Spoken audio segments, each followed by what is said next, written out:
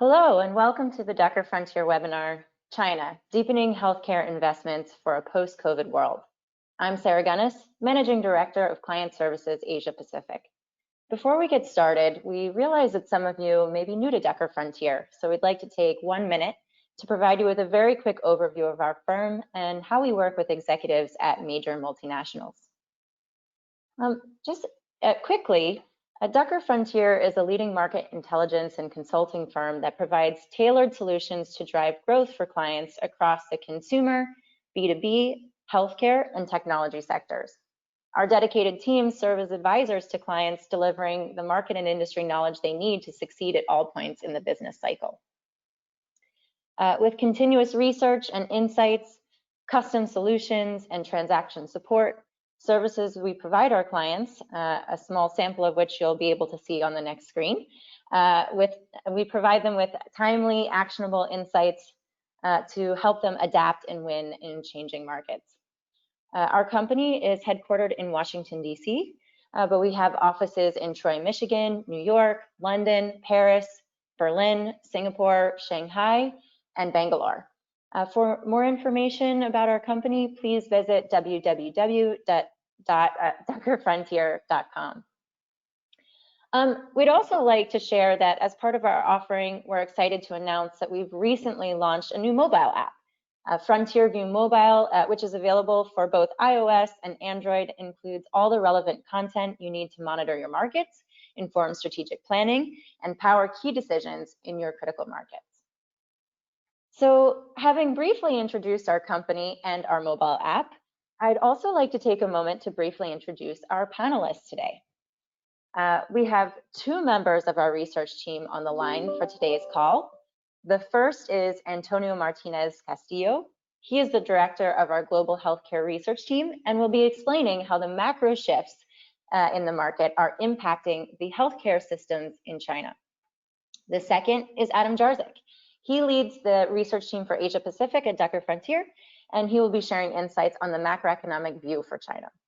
Because Antonio and Adam are in constant contact with our clients, they will be discussing not only the results of our research, but also what we've been hearing from multinationals who are being impacted by the coronavirus.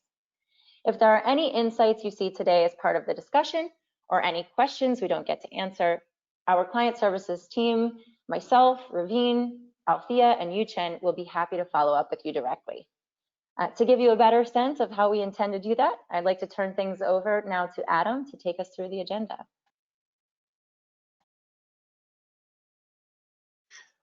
Thanks, Sarah. Our webinar today will consist of a 50-minute presentation followed by Q&A. I'll walk through our view on the Chinese economic outlook and how it impacts our expectations for the Chinese healthcare system. Then Antonio will walk through our view on the current state of the Chinese healthcare market, followed by a deep dive on the policy environment pharmaceutical and medical device companies will confront over the coming months. And then we'll conclude with a discussion on the long-term prospects for global healthcare companies in the Chinese market. Finally, we'll round out the webinar with a Q&A session. It's a lot to get through, so without further ado, let's get started with a discussion on China's post-COVID-19 healthcare new normal. China was the first country to be hit by COVID-19, and as a result, it was the first to start recovering from the virus's impact. You can see that if you review the chart on this slide, where we've laid out year-on-year growth on a quarterly basis. China's economy contracted substantially when COVID hit in Q1, but re-entered expansionary territory by the end of Q2. And while substantive downside risks remain, we expect the Chinese economy to continue in expansionary territory over the coming quarters, due at least in part to the fiscal stimulus that Beijing has put in place. At around 4% of GDP, China's fiscal stimulus is substantial, but it's not overwhelming. The central government's trying to walk a fine line, getting growth back on track without raising debt too much.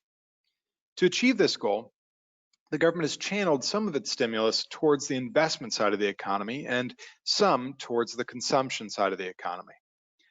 Now, I'm not going to go into the healthcare-oriented details now because Antonio will be covering that later in the presentation. But in broad terms, the stimulus money oriented towards the investment side of the economy is likely to be much more impactful for healthcare companies.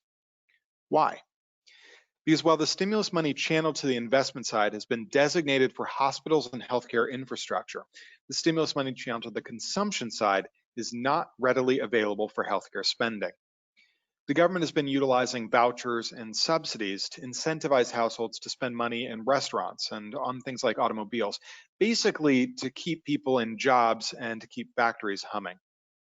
So, unlike households in places like the US, households in China did not get an injection of stimulus money this year that they can turn around and spend on elective surgeries. Indeed, for this reason, and for several others, the consumption side of the Chinese economy, the basis for out-of-pocket spending, is not nearly as healthy as the headline numbers would have you believe. If we look beyond the top line figures on the next slide, we see a bifurcation in China's economy. Its supply side recovery is leading its demand side recovery.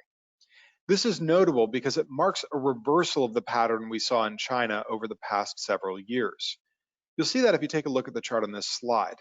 There, we've basically mapped out growth in retail sales and growth in industrial production.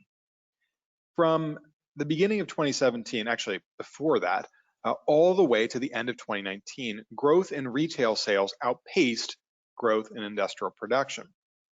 This is taken as a sign that China's economy was moving towards a consumption-led model, that its households were beginning to spend more of their hard-earned money. However, after the coronavirus hit, retail sales growth dropped dramatically and has remained in contractionary territory ever since. This is indicative of heightened consumer caution and reticence among households to spend. As a result, over the coming quarters, you should expect lower levels of out-of-pocket spending and a lower propensity for households to engage in elective surgeries than you would normally expect based on the headline recovery numbers. This is one factor creating uncertainty in demand planning, which, as you can see on the next slide, is a substantial challenge for many executives in the healthcare space.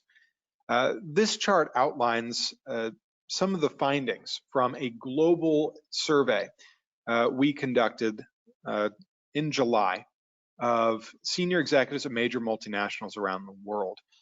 In this particular case, we surveyed over 30 senior executives specifically in the healthcare space.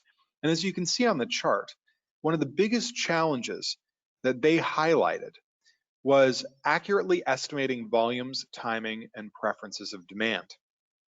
Now, of course, this wasn't the only challenge we surfaced in the survey. Healthcare executives also noted challenges with anticipating and managing risk and disruption, as well as analyzing megatrends in light of the COVID-19 pandemic. Antonio will share more information to help address those issues later in the presentation, but before we go there, we wanted to give him the opportunity to dig in a little bit more on the topic of elective surgeries and demand planning. Over to you, Antonio. Thank you, Adam. And it isn't just a question of elective surgeries, it's really been about the disruption in medical care across the board. And for many companies, obviously we're talking about China today. China has been, for many executives in the pharmaceutical and medical device and diagnostic space, as the market that demonstrates basically as kind of a leading indicator for the whatever one might describe as the new normal, return to normalcy, essentially return to the same demand. You can call it the leading indicators for demand for healthcare companies across different therapy areas. China is clearly right now, and again, this is where it's kind of differentiates from many other markets across the developed and developing world, as well as obviously around Asia Pacific, is certainly what we might describe as that medium-term normalization period, and further along than most markets. Now, the key dynamic here is whether we're talking about kind of many of the big, you might call it talking discussion points across for our clients around demand planning, key stakeholder engagement models, or even kind of healthcare practitioner engagement models, supply chain, strategic planning. The key question is obviously that we keep getting from our clients is how can we use China, how can we perceive China as returning back to a point of normal levels of hospital footfall, normal levels of patients coming back into the hospitals. Now, the key dynamic in China, which is always a market that it can be complex in terms of receiving kind of good data, and it's no different in the healthcare space, is that when we look at the numbers, when we look at the indicators that we track, and again, this comes through in terms of the official numbers coming from the Chinese government through May, you start seeing that basically in April, you started to see a bit of a recovery and back to normal after the 25, 30, 40%, 35% drop in patient footfall across tier 1, tier 2, tier 3 hospitals. Most extremely, obviously, around tier 3 hospitals. Not back to normal, not back to the levels that basically we were seeing back in 2019. We're still about 20, as of the end of May, 25% down.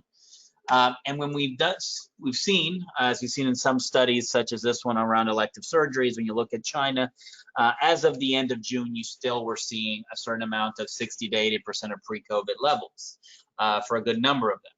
Now, it is important to note that when we discuss with clients, executives today, as in where do they see at the end of August, at the beginning of September, the state of elective surgeries, the state of normal, return to normal, the general sentiment is that we are somewhere around the 90% or 95% situation.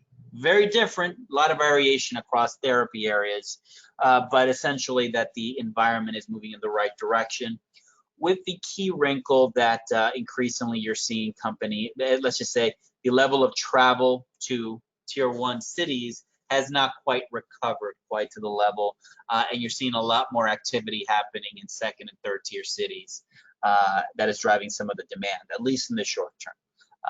And this is something that when you look at the overall internal travel numbers versus external travel, certainly one which makes sense given the little information that we have on overall tourism levels.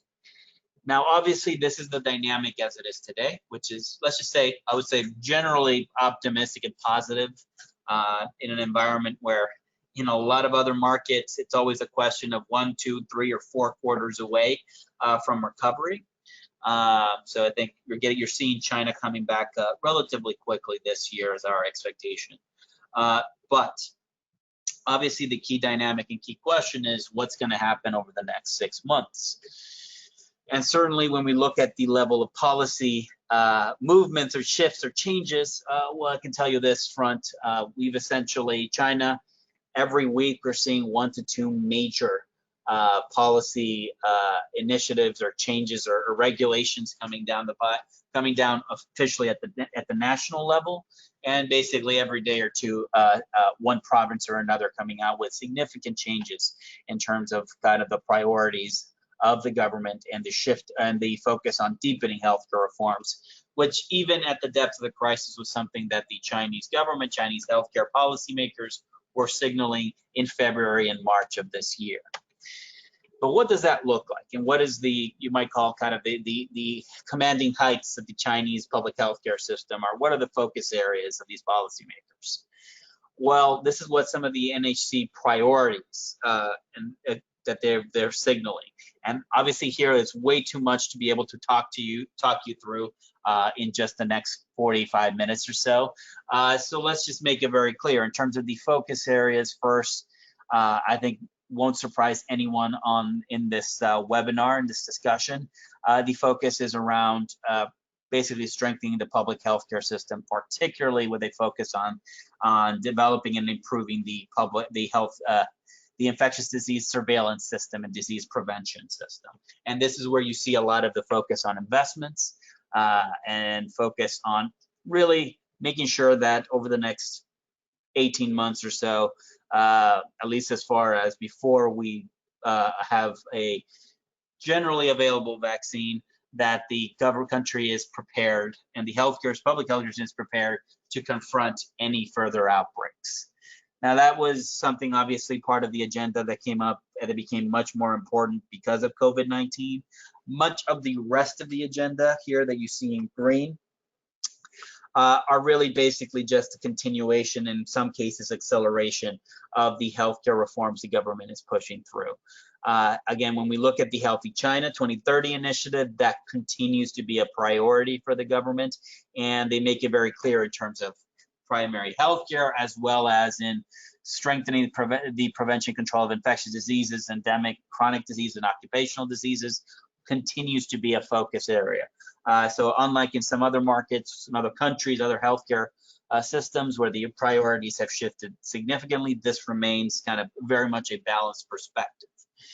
Now, one thing that is going to continues to be a focus area is deepening the comprehensive reform of public hospitals, both in terms of their performance and, let's just make it very clear, as well in terms of creating a standardized medical pricing system, and basically just continuing the reforms that have been almost at the center of healthcare measures over the last 2 decades in China. Now, and we'll talk a little bit about some of what that might look like over the coming slides. Now, in terms of the other measures, again, deepening the reform of the medical security system, in terms of improving the levels of basic medical security, we'll talk a little bit about that.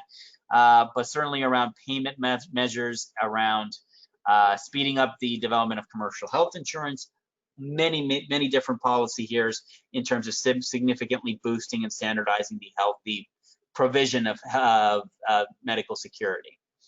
And in terms of the other dynamics, we'll talk a little bit more. Obviously, there's always a continued focus on improving coordination and centralization, but also, as we'll talk in just a moment, around the improving the drug supply guarantee system. Whether you're a pharmaceutical, or increasingly over time, you'll see it as well in terms of medical devices, there's certainly a focus on driving a shift in spending across the healthcare system, particularly right now focused on pharmaceuticals, but we'll talk about how that's going to change over time. But first, really reiterate in terms of the spending picture for healthcare. Again, when we look at the overall stimulus levels, compare it across the region, it is one where China is a relatively paltry sum. And it is important to understand that in terms of the spending that the Chinese government is promising, much of that didn't necessarily happen in the first half of the year, it's happening in the second half of the year. Now, some of the few things that the government has done, yes, they've increased some of the residential medical insurance subsidies. You've seen the per capita financial subsidy stance for basic public health care services increased marginally. Again, some support, but the important point here is this is not a government that basically went from day to night thinking we need to massively boost public, you might call public financing of healthcare as a response to this crisis. And in terms of the resources being pushed, a lot of the central government, which you probably have heard, the doubling of central government spending on healthcare relative to last year, that may very well be true, but a lot of that is simply to stave off significant financial pressures, particularly in the first half of this year in many provinces and city governments and municipal governments. And that is where you see a lot of the push. Obviously, there's continued push around 5G, particularly 5G in hospitals, continued support for significantly more building of diagnostics labs as such across the country to continue to boost, as we mentioned at the beginning, in terms of boosting the future COVID-19 response. But that is where the focus financially is in China. Now, obviously, when we look at the overall reform efforts, we'll kind of give you a little bit more focus on a couple of things that we expect to come over the coming 6 months, the coming year and a half. Again, the government isn't radically, unlike many other governments, there is not a radical rebalancing of priorities. In many ways, it's an acceleration of many of the measures that the government has continued to push.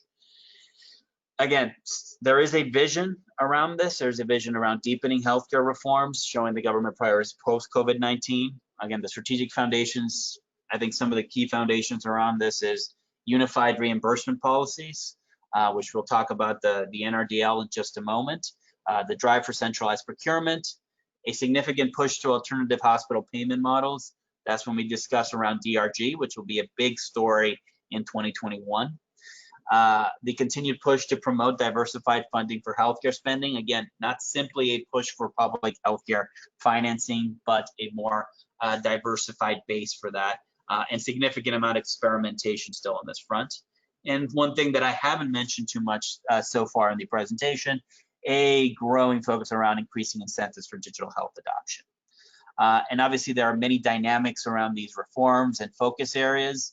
but certainly a focus around both the medical services, spending on pharmaceuticals and medical devices, and around medical insurance altogether, let's just say a holistic role around a vision around value-based healthcare. Now, let's talk about the meat of some of these dynamics. So one of the key stories that obviously have been key for our clients is basically when you're looking at the NRDL, the important point here is that the government has made very clear this is going to continue to be an annual process, and you've already seen as we see in the timeline, the focus right now has been this month and going to next month, focus around submitting applications, then expert evaluations, and then later this year, as many of our pharmaceutical company clients are obviously prepared for, negotiations and biddings to get on the list.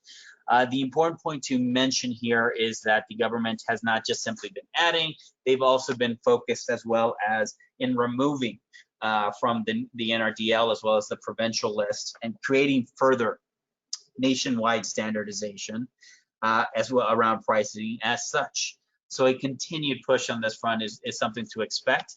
And you should also expect that there's going to be continued focus on tough negotiations for NRDL inclusion.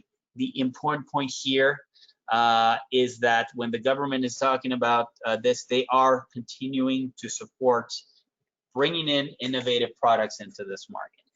A way to think about it is that the government, and I think many of the policymakers, key stakeholders, key opinion leaders, they believe that basically right now they have the 30% of spending goes into innovative drugs and rare diseases, and 70% goes into generics or off-patent products. They want to reverse that and make this closer to what you'd see in developed markets.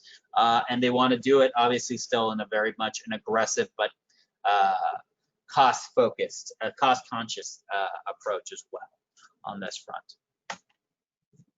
On the other hand, I think something obviously that we've seen is centralized procurement is continuing to accelerate and expand. Again, we just had the third GPO just last month.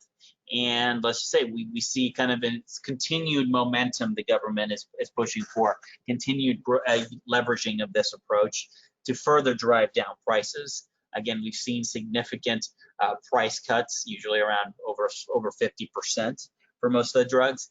And increasingly, the price cuts have actually started to drive fewer and fewer foreign companies to continue to play in this space. But the key point here, and again, this is not part that is like in the, let's just say, official discussion, but there are dynamics that are happening, not even necessarily at the national level in certain provinces as well, not just in terms of the continued decline in foreign healthcare company participation on this front, the consolidation, which is part of the process among local pharmaceutical companies, which is something that the government certainly wants to push for as it seeks to further modernize and develop its own healthcare industry. We see as well an accelerated inclusion of biologics, which is part of what the agenda has been talked about. We also do expect to see a certain amount of the question around piloting of medical devices and capital equipment potentially. I don't think they are we don't think they are at this point imminent, but it is something that the government is analyzing and evaluating going forward. And finally, the expansion beyond public hospital systems and purchasing the pharmacies. We've seen at some provinces where you've seen that push in terms of pharmacies, even in terms of private hospitals as well. This is about overall bringing down prices across the system. And one dynamic that I think probably has gotten significantly less play because of the other dynamics happening in the healthcare system this year. The important point is that DRG continues to be in pilot stage. 2021 is where, for you might say, all of these here in terms of the finished simulations across all the provinces that have been chosen that are part of the evaluation. We've seen a little bit of a slowdown in recent years, but the key point is this is the direction of travel. When you are talking about where the government sees its priorities, they're continuing to focus around making sure that DRG is one approach to finally rein in hospital spending. And obviously, whether you're a pharmaceutical or medical device company, this is going to shift the mentality of the purchasers going forward, and certainly drive disruptions and changes across the healthcare system. Now on the digital side, the focus here is a lot of it has been around online platforms and with the development of, or the establishment of internet hospitals, which through the end of April, we've gotten almost several hundred. By now, basically it's over 1,000. And the key dynamic around this, obviously around digital health focus areas, yes, continued focus around online hospitals, but when you're looking at the NHS, NHC, the NHSA, the focus is also around the strengthening the construction of smart hospitals, as well as to promote the online appointment, diagnosis, and testing. That is part of the discussion. The key dynamic as well around exploring the interoperability for information system data sharing. That's obviously at the national level. It's a key challenge across digital health in China, and will continue to, and is something that the government is striving to bridge. Obviously around medical dispute handling methods as well, incorporating eligible digital health medical service fees into medical insurance payments, which partially has already happened. And in China was one of the first in this COVID-19 crisis to see forward momentum on this front, but still progress to be made. Standardize and promote the mode of internet follow-up visits and consultations. Again, a lot of these, the advances in telemedicine have been much presaged, but necessarily in terms of the guidelines, particularly in the public hospital system, it's not all finalized. And obviously around the online platforms. Again, when we talk about internet hospitals, when we talk about what the government wants to see, that is certainly around pushing a unitary online platform across the system to drive improvements across the healthcare system. Now, again, part of this dynamic is the government wants to leverage the digital to accelerate, on the one hand, primary healthcare delivery, and really the entire healthcare, you might call it the entire path of care and patient pathway across the board. Again, there are a lot of resources at the local level, particularly at the tier 1, class 1 level in community health, that are underutilized across the healthcare system. The government wants to leverage all the digital health investments to essentially take advantage of these resources that are there and bridge the gap between the quality that you can get in tier 3 hospitals, bridge that throughout the rest of the healthcare system. Now, on the other hand as well, obviously one point we were discussing is kind of much more kind of a basic story around internet hospitals versus the future, which is really around telehealth, and basically 5G smart hospitals. And that is part of what the government is aiming for long term. And that's part of what, if you might describe as the investments around 5G, around smart hospitals. China wants to be the leader on this front, not saying that necessarily everything is going to happen next month, but it is more of a long-term strategy, and obviously Huawei will play a role in that approach. Now, obviously, walk you through many of the dynamics across healthcare policy and what we expect the next 6 months, 18 months. But for a lot of our clients, from the environment around supply chains earlier this year, and really around the discussion they were hearing from many of our executives, where does this leave innovation-driven pharmaceutical and medical device companies? Now, obviously, at the beginning of this year, we had significant levels of disruptions across multiple links in the global supply chain and in the healthcare sector, coming on the one hand, export controls and then import liberalization drove a lot of uncertainty, obviously most acute around PPE and everything around COVID-19, but obviously created a dynamic where the discussion is healthcare almost as a national security factor. And this is not something that's going to necessarily entirely go away as basically the world economy, these countries get back to normal. Or whatever normal might look like in the post-COVID world. And we couple that as well within the conditions of that this all came about at the same time as healthcare companies were dealing with, particularly medical device, but it's pharma to a great extent, around the impact that US-China tensions. And the truth of the matter is that in terms of our perspective, this is still something that is going to continue to be a factor that is going to impact the overall business environment and the healthcare environment over the next, let's just say, the next few years, even if, say, regardless of what the election results in the US will be later this year. And yes, for a lot of our clients, again, the key dynamic is, yes, all of these noise, all these dynamics external to China, but as we discussed, although there's a lot of complexity to the policy environment in China, China still seems and still looks for our healthcare clients, for most of our healthcare clients, as a massive opportunity. And the truth of the matter is, China has actually, in this crisis, made it easier and ease conditions for local production. So it's not a situation where basically you're seeing full-scale nationalism overall in the healthcare space. I don't think that's something that many of our clients see or experience, whether you're pharmaceutical, medical devices. We can have questions about the prices that may be asked and some of the policy measures in terms of favoritism.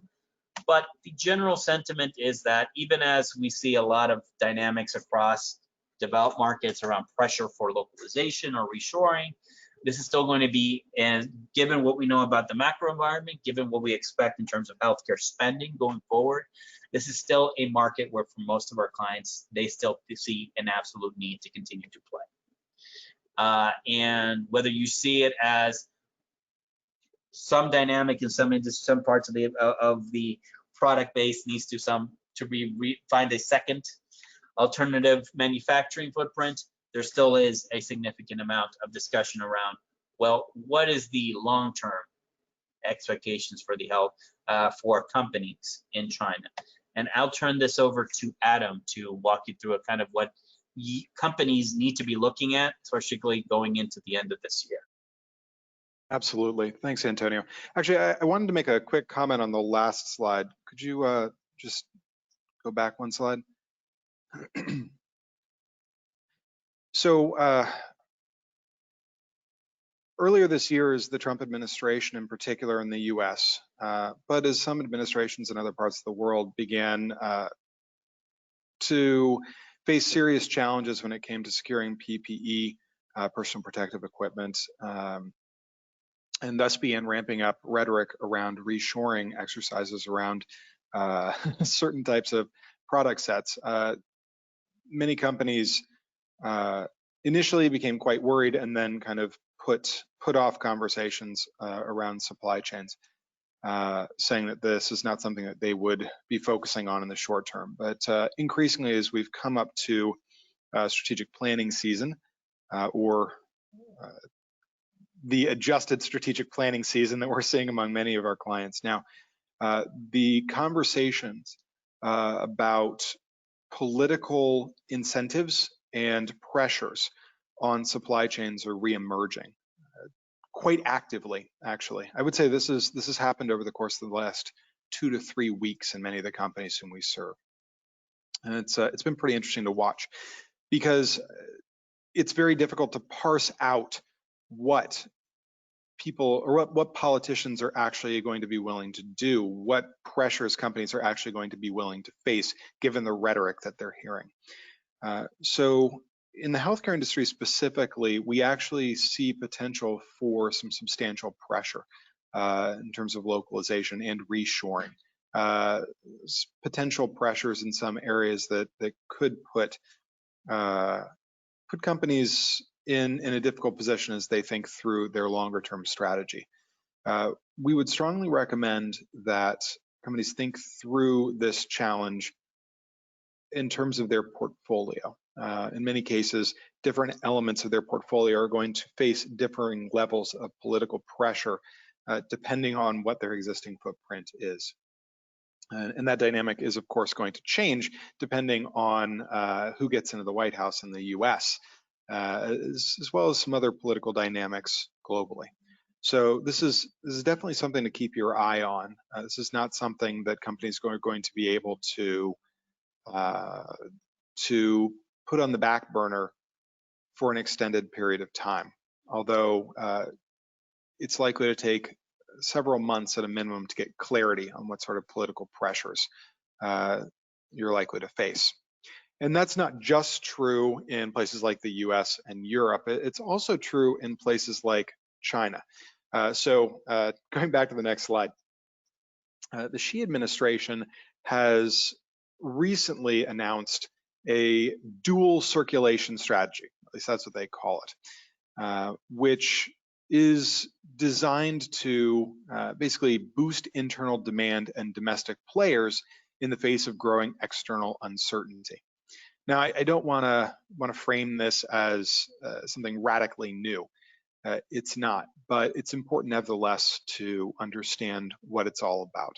So let me break down the Xi administration strategy into simple terms. First of all, while the specific details of this policy shift won't be announced until Q4 at the earliest, that's one of the reasons I said it's going to take time for the details to really become clear, not just in the US and Europe, but also in China. The so-called dual circulation strategy is largely an acceleration of recent economic policymaking in China. Kind of similar to what Antonio mentioned before, not necessarily seeing a break in a lot of Chinese policymaking, so much as an acceleration, or in some cases, a slight turn off of a previous path. China's recent economic policymaking already called for reducing reliance on foreign technology and exports, as well as enhancing the role of domestic consumption to drive growth. So what this is really designed to do is just build resilience in China's domestic industrial supply chains. In order to do that, China is willing to gradually retract its policies oriented at supporting the country's export sector. So we're basically seeing a turn inward in China. And the government is doing this. It's accelerating its push in this direction because the Xi administration has concluded that it's likely to face rising external headwinds from an increasingly hostile international environment and sluggish global demand recovery. And basically, Mr. Xi and the Standing Committee have decided that China can best shield itself from those headwinds by bolstering domestic demand and increasing self-reliance. This turn is going to become an increasingly important element of, or understanding and integrating this turn into strategic plans moving forward is going to become an increasingly important element of companies' success in China, of their ability to serve the long-term market and ensure that their footprint is aligned with the long-term strategies of both the Chinese government as well as governments elsewhere in the world.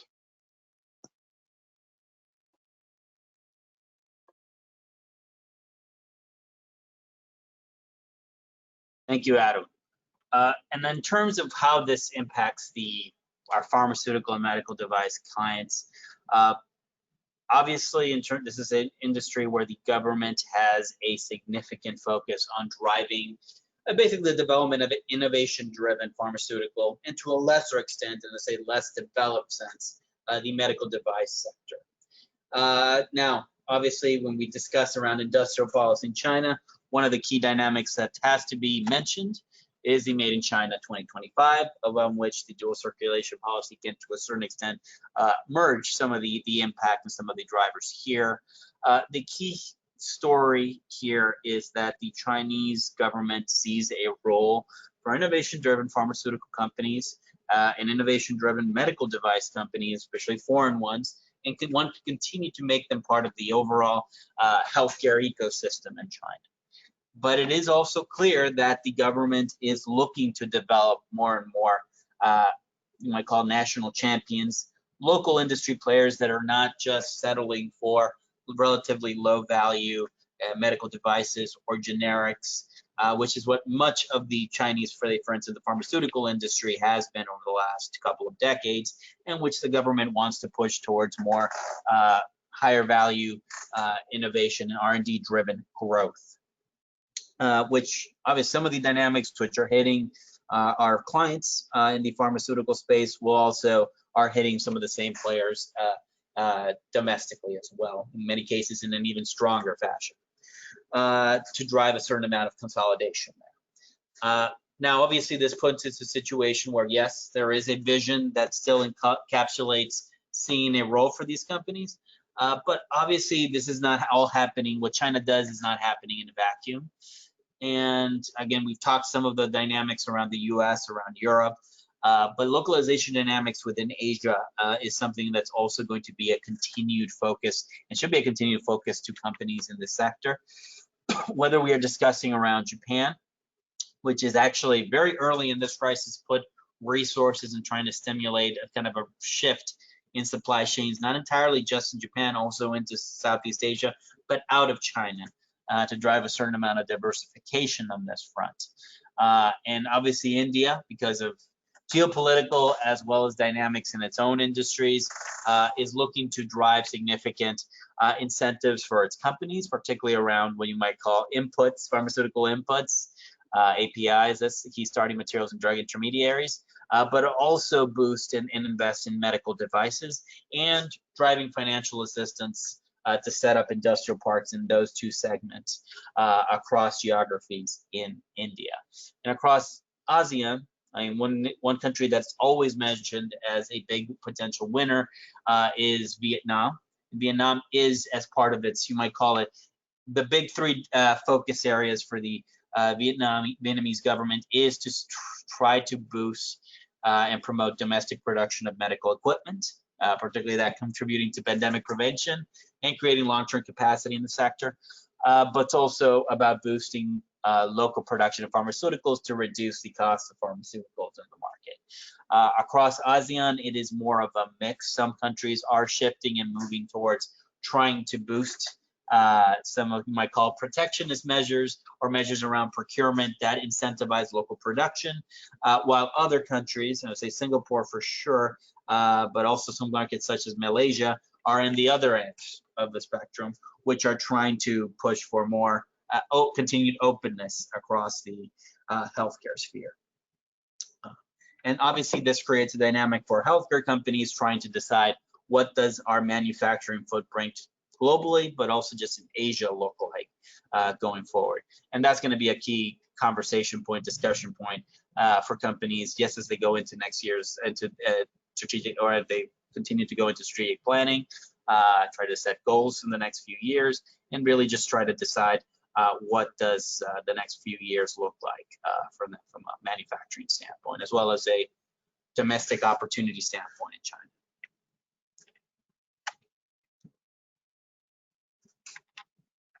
Great. Thank you, Antonio. Thank you, Adam. Great insights today. And we'd now like to begin the Q&A portion of the webinar. For those of you who have questions, please share them with us via the GoToMeeting Messenger by sending your questions to Ducker Frontier Webinars. While we wait for some of your additional questions to come in, we actually have a few that have been posed already, so maybe I can share those with Antonio and Adam. The first one we have here is, what impact would a second wave in the fall have on your expectations for the Chinese economy and healthcare spending? That's a good question. And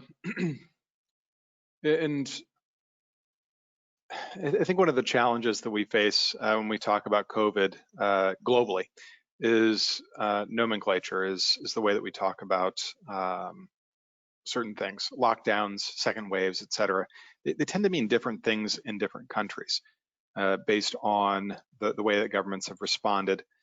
In the case of China, we actually don't really see a substantial risk of the Chinese economy experiencing a large-scale second wave that sweeps across the country and requires a national lockdown. The reason for that is because of the way that the government has responded thus far. I mean, if you think back to the original outbreak in Wuhan, even then the Chinese government did not lock down the entire economy in the way that we've seen in some other markets, India, for example, and in certain parts of Europe. So, so when we look at China, the real downside risk that we see is that there will be a series of large localized outbreaks in major urban centers that are contained, but that nevertheless cause substantial economic disruption due to aggressive lockdown measures. Because make no mistake, when there are outbreaks in China, as there have been and as there will likely continue to be, the government moves fast and aggressively. So as and when there are localized outbreaks, there will be substantial economic disruption at a local level.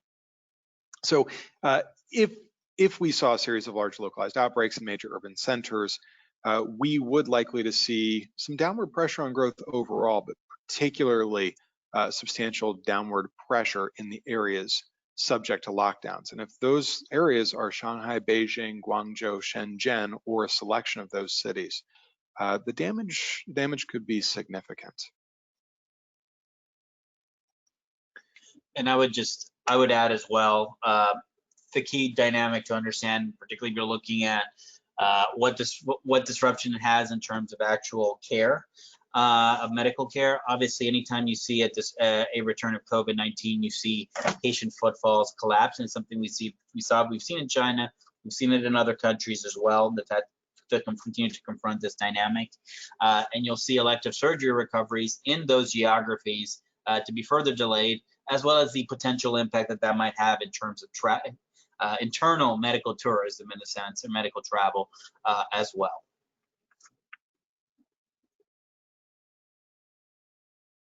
Great. Thanks, guys. That was excellent. And we have a couple more questions coming through. Here's one for you both.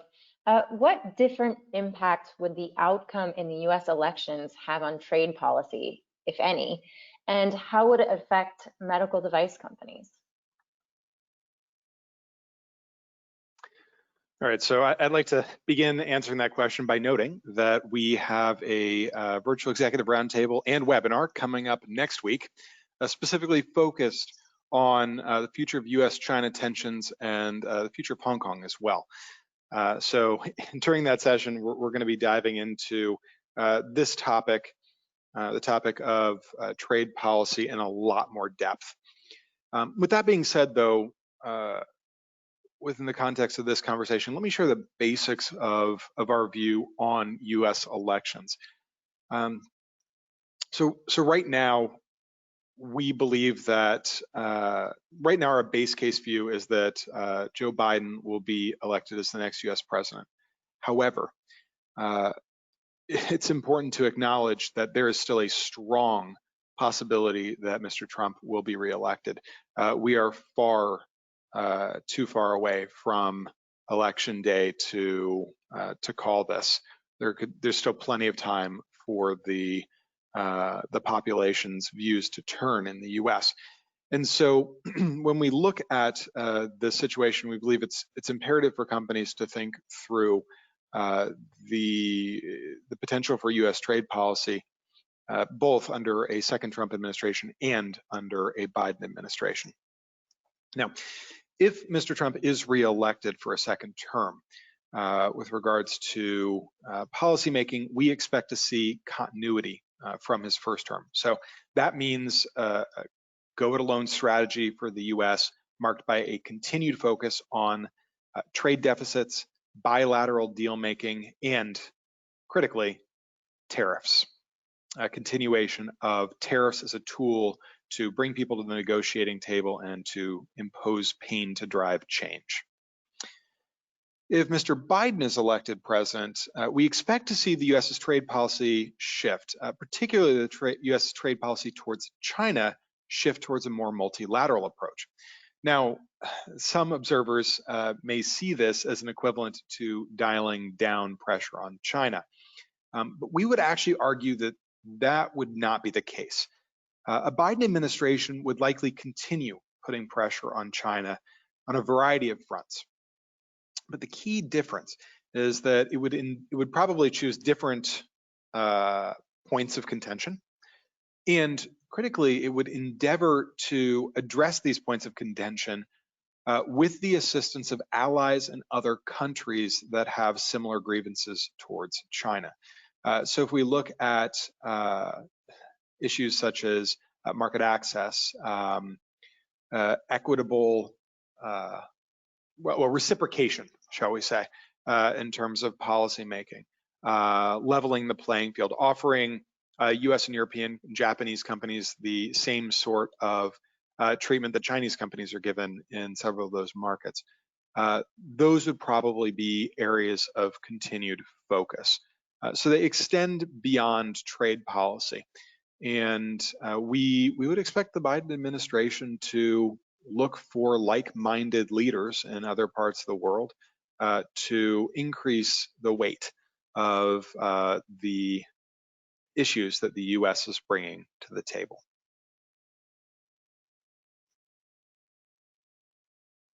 The only thing I would add, particularly as it refers to medical devices, is companies should not expect basically the tariff rates to come down immediately on the next day, which is probably something that companies would love to be able to see. But it is one where you probably need to see continued negotiation and discussion, but potentially at the very least much more limited upward direction in terms of tariff rates, at least in the medical device space.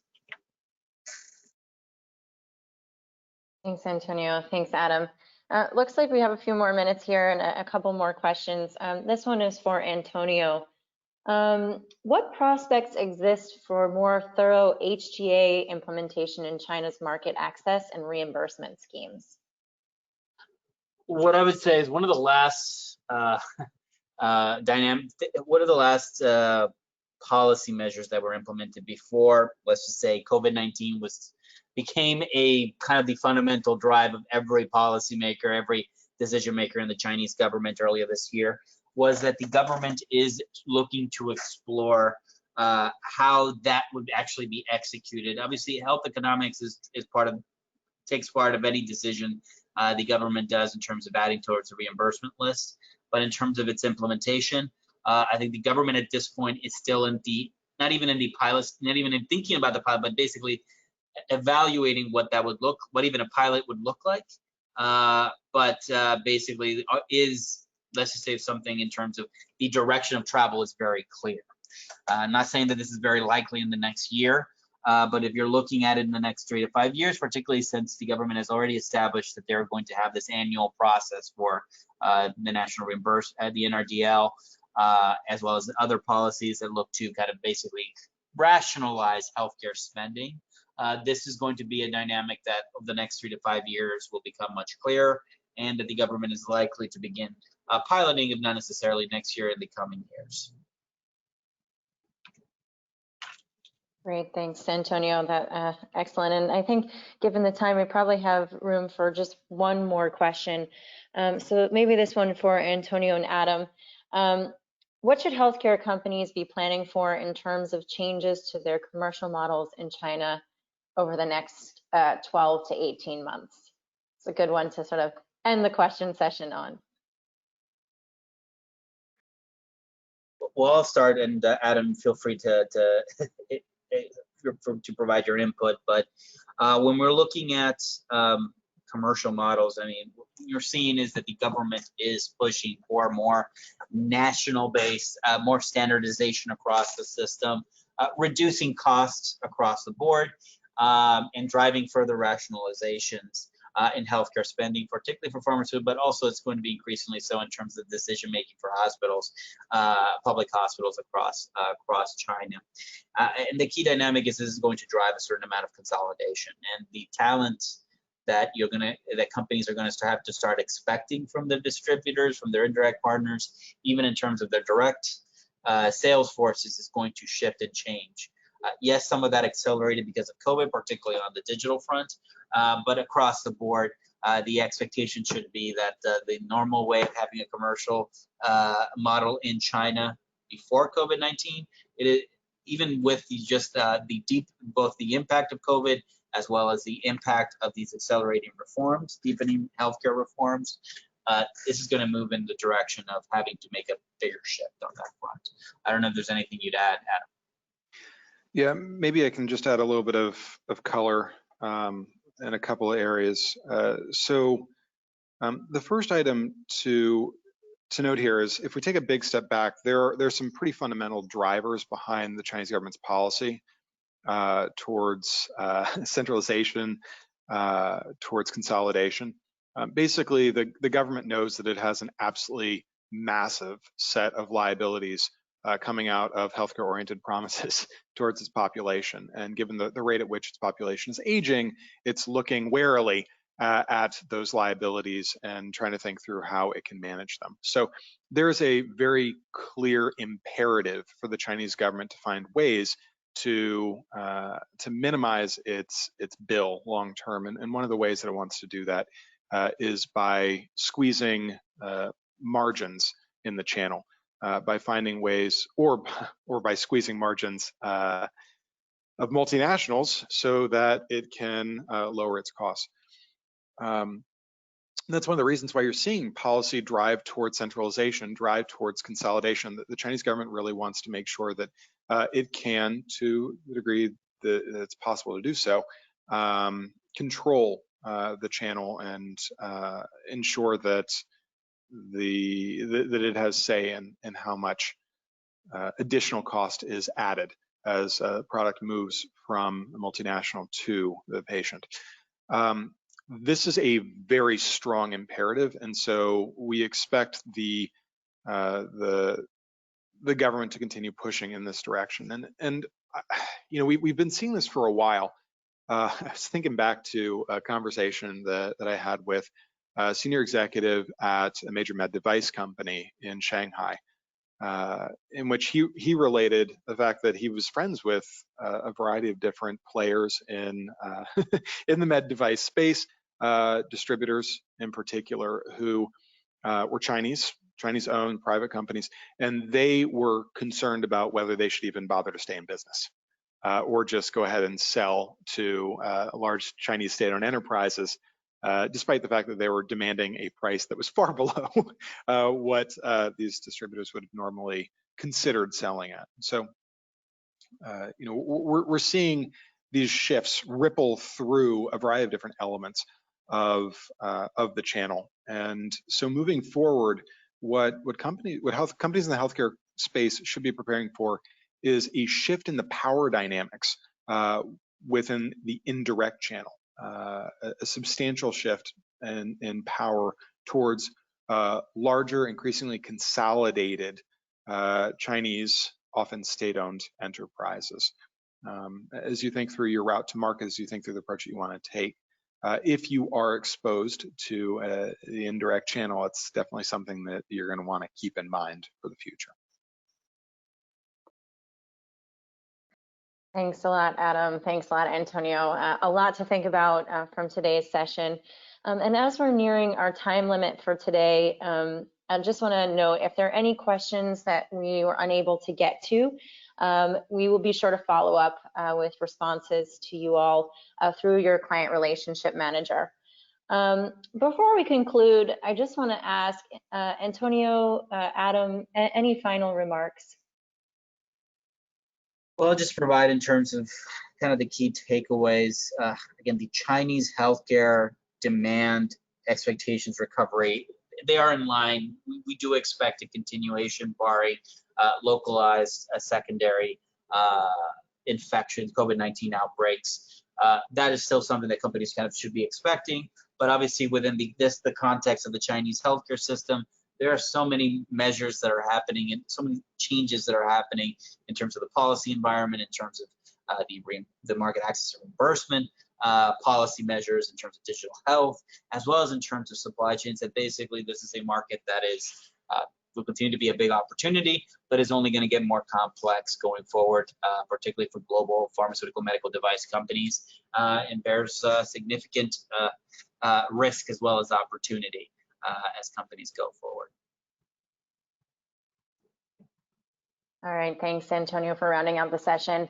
That concludes our webinar for today. Just a quick reminder for those of you on the line, if you are interested in the US-China trade tensions, we do have a webinar coming up next Friday on the topic, so we look forward to having you join us. Thank you for joining us today, and I look forward to speaking with you again soon. Take care, everybody.